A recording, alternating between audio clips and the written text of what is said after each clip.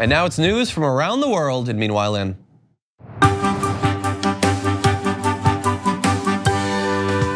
Meanwhile, in China, the situation there with the coronavirus continues to pose a big problem, both for the people and for the government.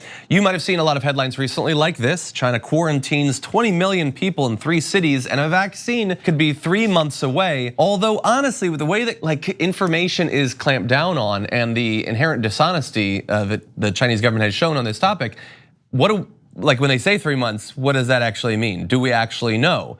And so it is scary. At least 17 deaths have already been confirmed. More than 630 people have been infected. So it's serious. It's not to the extent of something like SARS or bird flu or the swine flu or anything like that. But those sorts of things they create a sort of precedent in the mind. We're worried about it spreading in that way, especially because cases of the virus have been detected in other parts of China, Hong Kong, Macau, and other countries, including Japan, South Korea, the United States, and Thailand. Singapore and Vietnam are the latest to join the list. So you have this quarantine now, you have it being taken seriously, but it has already spread to multiple countries and without an easy fix anywhere in sight.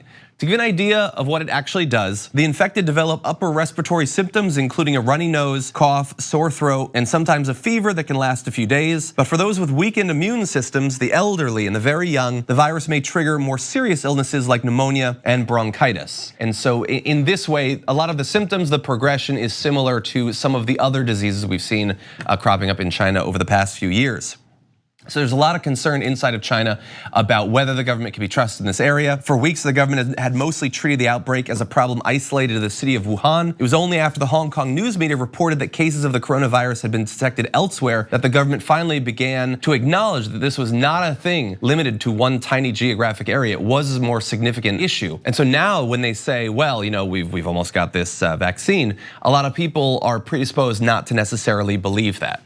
For people inside of the United States, US-bound travelers from Wuhan are being routed to 5 airports for screening in Chicago, New York, Atlanta, LA, and San Francisco. And remember that is being met with a quarantine in China. But again, it is a serious concern. It's in multiple different countries within the region. We will have to see if all of the governments and their screening processes for international travelers are up to the task.